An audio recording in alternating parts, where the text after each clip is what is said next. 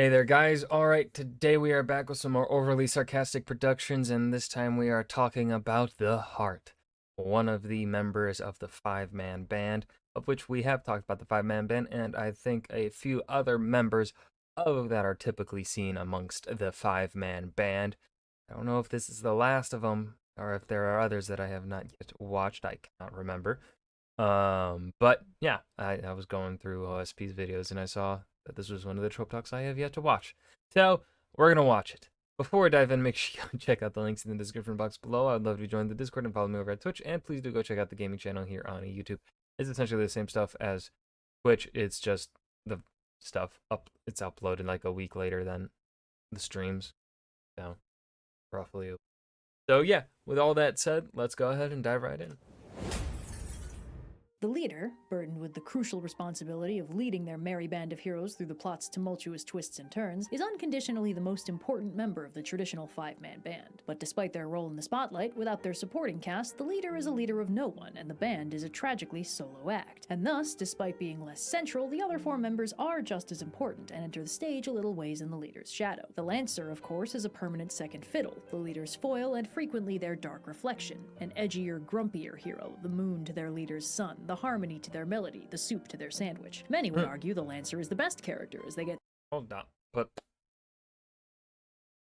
soup and sandwich go so perfectly together. Like, oh man, you ever have a nice soup with a sandwich? Oh, especially like some fucking some soup, some nice warm soup, and you make a grilled cheese with it, because cheese and bread and soup, the staple of human cuisine right there. So simple, but so goddamn good. So goddamn good. to be a little spicier than their more protagonisty leader, who must lay down the paradigm that the Lancer rebels against. Suffice to say that Lancers are well liked and may even garner more applause than the leader they're ostensibly secondary to. Then, bringing up the supporting crew, we get the big guy and smart guy, frequently paired together as a foiling duo. One big and strong, one small and smart, the dynamic practically writes itself. These two are often a little more sidelined than the rest, filling a more utility-based role in the group than a particularly character-driven one. The big guy solves strength-based problems, while the smart guy solves wits-based ones, a very efficient system to keep the plot moving while the leader and the Lancer are off hogging all the character drama for themselves. But it's called a five-man band for a reason, and we've only tackled 4 so far. With our bases covered so thoroughly, who could possibly be left? Well, last but not least, the 5th character is the Heart, aka the emotional core of the group. But what does being the emotional core actually mean? And is this character really And I feel like often the Heart is kind of lumped into who also becomes the leader. At least in my experience, that's what it feels like to me. Not least, or are we just being polite? Today, let's unpack the 5th and final member of the five-man band and what they actually bring to the traditional party comp. On paper, the Heart character can seem pretty superfluous. The leader is generally a heavy hitter or master planner, or otherwise the most protagonistic hero that keeps the plot moving. The Lancer provides some exciting character drama and interpersonal challenge, while also generally being a near-even match to the leader in badassery. The big guy and smart guy, as mentioned, serve very functional problem-solving roles. So what's left for the Heart to do? Well, maybe we can give them healing powers or super empathy or something. But like, really practically speaking, what is the point of them? Well, there's one crucial concept that's like critical to the five-man band that we've been overlooking because we've been taking it for granted. Why is this five-man band together? It's an odd question. The five-man band is a band because that's what makes the plot happen, right? Here. That's what's most interesting to watch. We like seeing these guys hang out and solve problems together, therefore they form a five-man band. But that's the Doyleist reason the group exists. What's the Watsonian reason they all hang out, live and work and fight bad guys together? Why is the five-man band a band? That is where we find the Heart. This character provides compassion, friendship, emotional intelligence, peacekeeping, and a driving motivation for the rest of the group that's grounded in caring about people, specifically each other. Sometimes the Heart is simply a character everyone in the group individually cares about, but sometimes their compassionate connection runs at a more profound level than that. Sometimes they care so deeply that it in turn inspires their friends and teammates to care in a similar way. It is often explicitly shown in story that without the Heart, the group either falls apart or never forms in the first place. Every character has a motivation to act in the plot, but the heart motivates them to do it together. The heart may or may not have something to offer outside of predominantly emotional character-driven situations, but in those situations, they are the master of their domain. The heart is often the first character to admit that they're hanging out with the other characters because they genuinely like them, rather than just out of necessity or a common enemy. They often show their love for their teammates in clear, tangible ways. Gifts, compliments, open concern for their well-being, and they are, in many ways, the glue that holds the group together because God, I still need to watch the last couple, the newest seasons of Dragon Prince. I've been forgetting. I gotta pirate it. I mean, I would never do that. Don't sue me.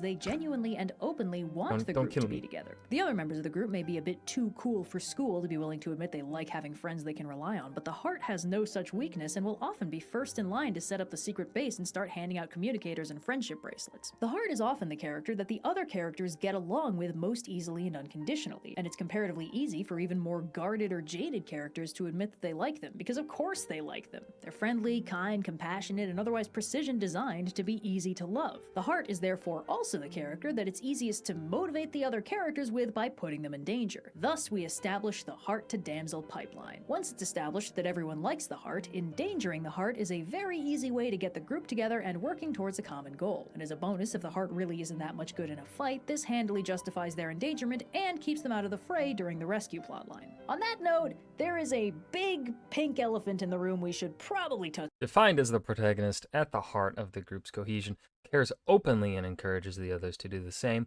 mediates conflicts or otherwise demonstrates how much they like their teammates, generally the character with the least emotional baggage, or at least the one best at hiding it, often loves openly and vulnerably.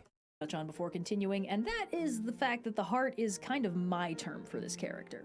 Before, Okay. this character archetype was referred to as the chick. This is because, for a Yeah.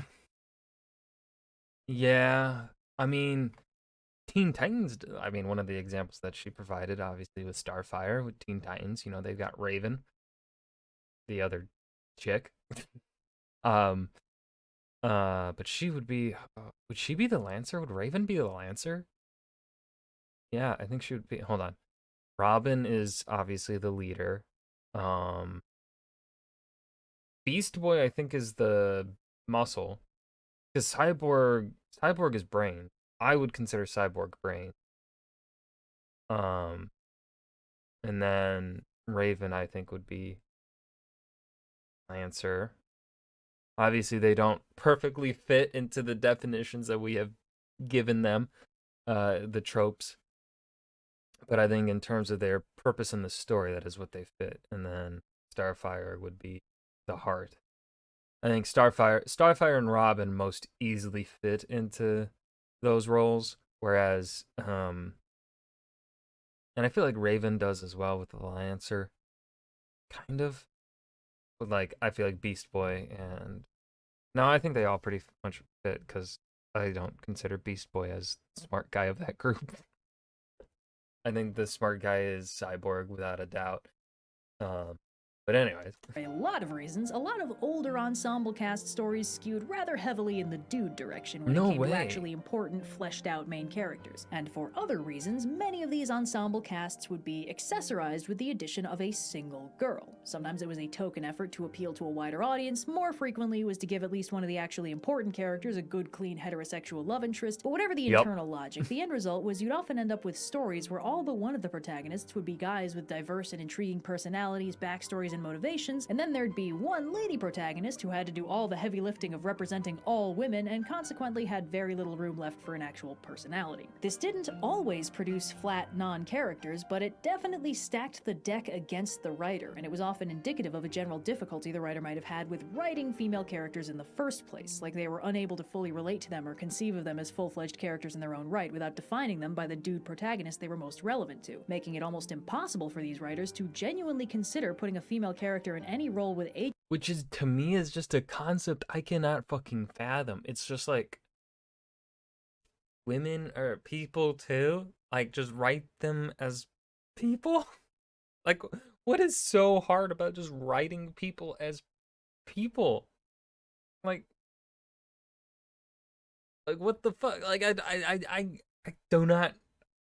I can't grasp it. I can't. Agency or self-determination are the kind of relatable drive that made audiences vibe with the protagonists. A persistent social pressure. Like, obviously, there are societal things that we all grow up and have different concepts and understandings of through our perspectives, as based upon our gender that we identified as growing up and whatnot.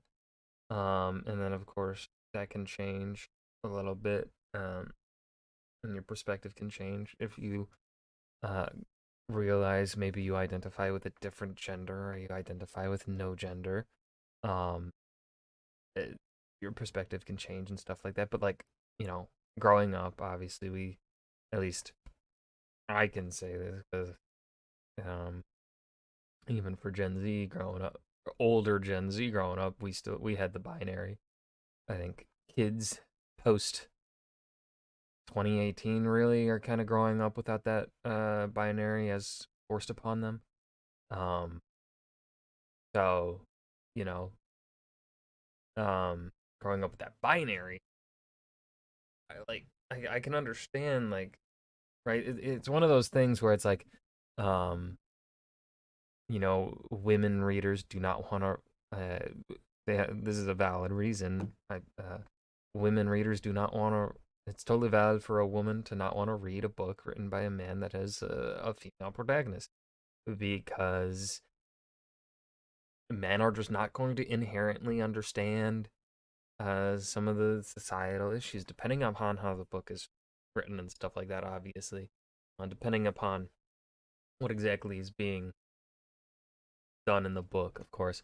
But it's totally valid for that. And also, like, there are books that I've read written by women in which they have male protagonists, and I've just been like, you have no clue what you're doing. It's like, that's just the way it is, right? It's our lived experience, and so it is harder to write it. But also it's just like, then you're not good. Like, if it's not your lived experience or whatever, listen to the people that it is their lived experience. Listen to what they say, so that then you can understand. And of course, you're not going to get it perfect. I think it's dumb for anyone to ask for perfection, but people, I believe, will see the effort, and as long as it doesn't fall into the territory of doing harm, even if it's like not, I don't know how to explain this really. I mean, as long as it doesn't really do harm, people are gonna see the effort and be like, okay, they'll be more forgiving. That's my view. Pressure characterizing women as a mysterious and incomprehensible other species certainly didn't help matters for these poor guys, and as a result, a lot of classic five-man bands would have dudes in the leader, lancer, big guy, and smart guy roles, and then with all the actually important bases covered, they could afford to slot in one lady in a nice out-of-the-way spot where she wouldn't mess anything up, and could fill the role of at least one person in the group likes her, typically because she's their love interest. Now, to be both clear and fair, the chick was not always a poorly written character. Hell, technically speaking, Princess Leia qualifies, and she's an absolute ass kicker and a very non-standard protagonist, and also arguably the most interesting of the three main characters. But the chick was frequently the weakest written protagonist, and her role in the group dynamic as the heart often came from a kind of generic sugar and spice and everything nice situation with a little bit of team mom thrown in for flavor, essentially making her the gentle and feminine caretaker to the irresponsible and manly protagonist squad, because everybody knows the best and most appealing love interest a guy could ask for is your mom. In later ensemble, I don't like that. I don't like that at all. No. cast stories, it was actually not uncommon for the chick to very pointedly not be the emotional core of the group, and to instead be an ass kicker whose defining character trait is that she can totally keep up with the boys, and she carved out her emotional stability to make room for more kung fu. This was a clumsy but well-meaning effort to subvert the obvious problems people had started to notice with the chick archetype, namely that she was typically aggressively useless and often only existed to get smooched by the hero and kidnapped in either order. Of course, being an ass kicker didn't prevent these characters from still falling victim to that classic damsel rescue loop because that was more the result of writers who didn't feel comfortable giving them agency over their own. Oh god, this is the first time I've ever seen a clip of this fucking movie outside of the trailer, and man, does that look bad. Plot, but the effort was there. However, part of the reason this backfired was because it deprived the party of a character in the role of the heart. While generally flat and underdeveloped, the chick did in many cases unintentionally fill the role of the heart, the only character able to express honest compassion and emotional vulnerability. Because writers who struggle with understanding the female of the species often also struggle with archaic concepts of who is and is not allowed to express foundational human emotions. So when the chick was And this is something that we can actually use to talk about societal issues as a whole, and specifically the problems of patriarchy and masculinity and toxic masculinity. Um, because really, if you look at fiction and our stories in general, really, what story stands out the most as being like I feel like when you think about your stories that have really portrayed masculinity in a positive way, in which there are male characters in tune with their emotions, really the best one is Lord of the Rings. And after Lord of the Rings, it's like people learned the wrong lesson from it and just did not do that anymore for a long time. I would say it probably really truly wasn't up until recently, maybe the last 10, 20 years, when fantasy, at the very least, started being better about having male figures being more in touch with their emotions and whatnot, being better at expressing and letting their feelings feeling their feelings and whatnot. And so, but that's a societal issue that came about, I would say, post 60s onward, in which, or really 50s onward, in America at the very least, where it kind of became a thing where, right, like I grew up still, even early 2000s, me growing up was still under the impression, and the learned thing from society, men don't cry, right? Like, we keep to ourselves. That's the thing men learn growing up. So this issue here, I think, stems into a wider cultural, societal issue, and it isn't just necessarily the authors. It's something that, because again, it's a trope, which means it's a popular thing. It is a common enough thing to recognize. So that means then it gets into a societal problem. Yeah. was given the 90s antihero treatment and written with an aggressive rejection of the traits that painted her predecessor in fetching shades of feminine weakness, the end result was a big group of macho ass-kickers with absolutely no emotional core. Many stories with this brand of token lady ass-kicker found themselves struggling to invest audiences in a group dynamic that, for some reason, seemed utterly lacking in emotional cohesion. With nobody in the group capable of honestly admitting that they liked each other, group integrity got subtly called into question. But as writers got overall better at decoupling specific character archetypes from stereotypical gender roles, the role of the heart began to stabilize into an archetype in its own right. Modern hearts can be any gender and often have skills and a personality beyond being blandly generally supportive of their teammates' emotional needs. So now that we've done some And honestly, I think you could say that because of Avatar: The Last Airbender, I'm like, growing up at the very least, Avatar: The Last Airbender was really the only, I feel like, outside of Lord of the Rings, representation of non-toxic masculinity, in which also you have male figures showcasing their, emotions and letting them feel their feelings and whatnot.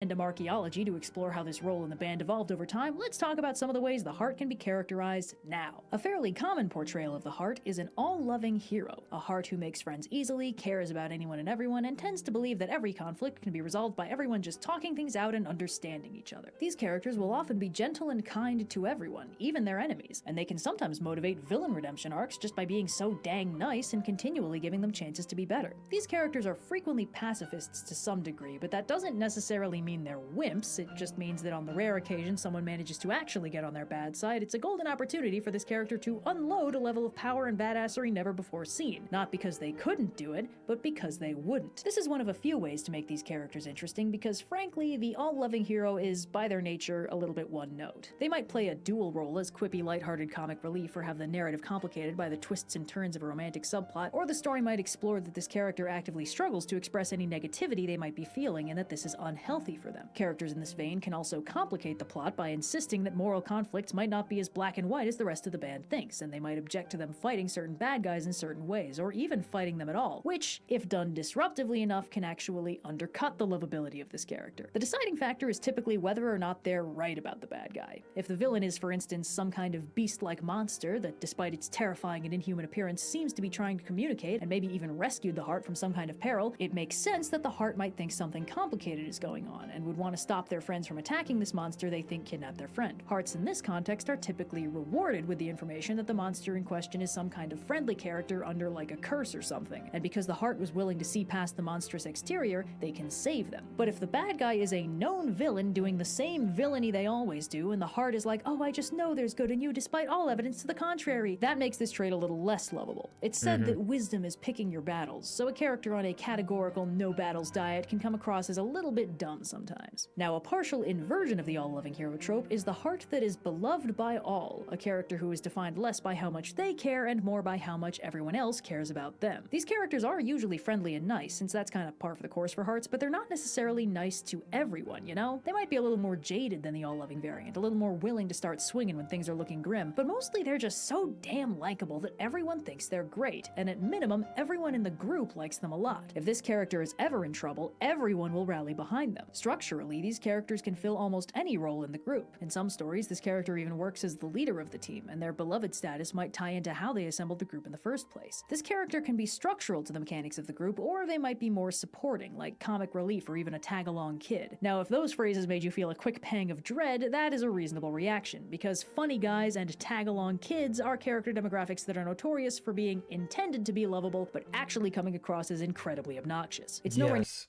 I fucking hate the tag-along kid.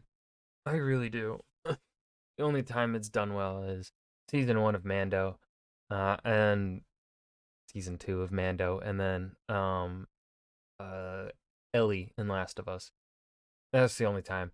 Well, and also if we include Last of Us 2, oh, what was his name? It was the oh, fuck. His name. What was his name? No, I'm forgetting. It's the kid that Abby essentially adopts. He had a sister that ends up dying. Can't remember his name. I did like that kid. He was essentially the only reason I got through Last of Us 2.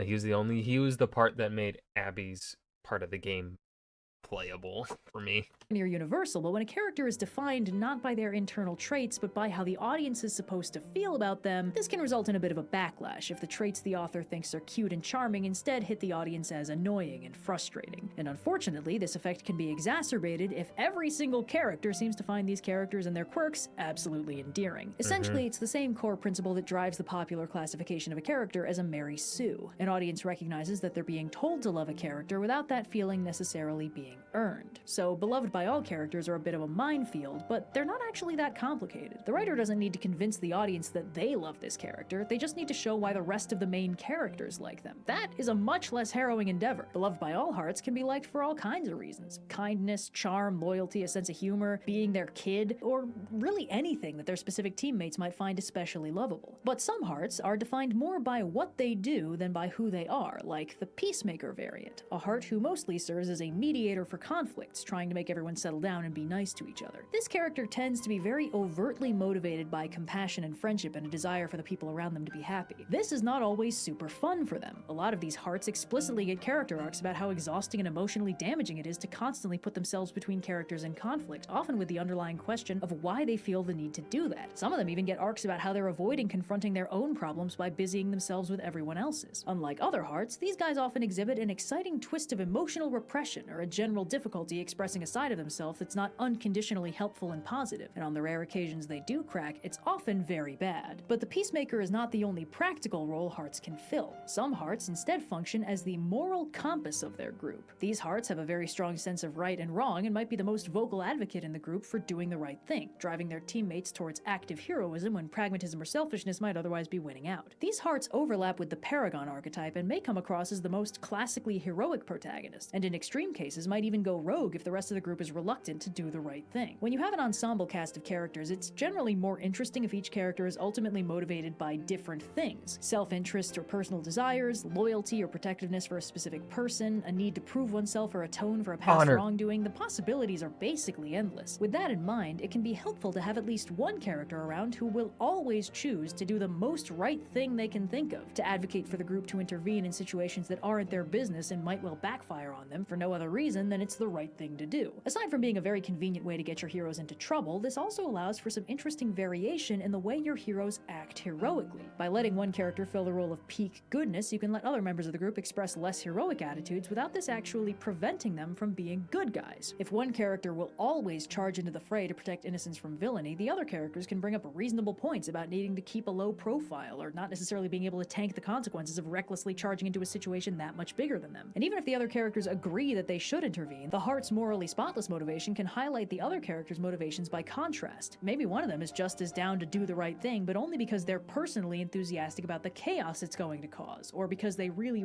want revenge on the bad guy they'll be incidentally stopping in the process. Giving the team a token moral paragon can be very interesting and can make the other members of the party more interesting too. When discussing five-man band party composition, it can be easy to fixate on the tangible, plot-moving characteristics each member brings to the table. The leader is typically hooked into the main storyline, the lancer challenges the leader and can make the point A to point B trajectory of the plot more complicated, the big guy solves physical obstacles, and the smart guy solves mental ones. But framing these characters as nothing more than tools to make the plot happen is doing them a disservice. The heart is the character whose role it is to remind the audience that these are characters with thoughts and feelings and a drive beyond just moving the story along. They encourage character-driven subplots even in heavily plot and story-driven narratives, and their dynamics with the rest of the team deepen the characterization of everyone involved. So I guess they're not really vital unless the writer cares about, the audience actually liking their protagonists. I don't know, it sounds pretty niche to me.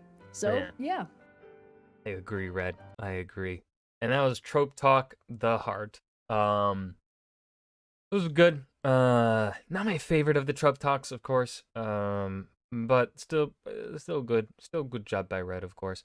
Don't really have anything to add here at the end. I hope you guys enjoyed. Remember to hit that like button and subscribe for more. I will see you guys in the next video. Peace.